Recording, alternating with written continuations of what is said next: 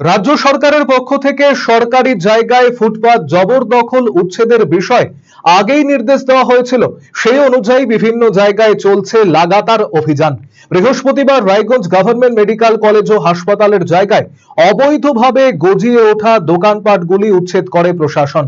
এদিন এই অভিযানে উপস্থিত ছিলেন মহকুমা শাসক কিংসুক মাইতি, পৌর প্রশাসক সন্দীপ বিশ্বাস সহ অন্যান্যরা। জেসিবি দিয়ে দোকানগুলিকে উচ্ছেদ করা হয়। মহকুমা শাসক কিংসুক মাইতি জানিয়েছেন, সরকারি নির্দেশ অনুযায়ী হাসপাতালের জায়গায় থাকা দোকানগুলিকে উচ্ছেদ করা হয়েছে। 1 বছরের মধ্যে জায়গা ফাঁকা পেয়ে অবৈধভাবে দোকানগুলি গজিয়ে উঠেছিল।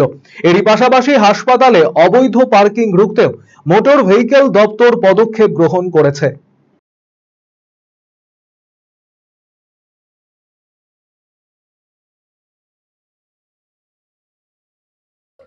হসপিটালের মধ্যে যেগুলো ইলিগাল এনক্রোচমেন্ট রয়েছে, এর আগেও বহুবার বলা হয়েছে, এর আগে বছরখানেক আগেও আমরা তুলেছিলাম।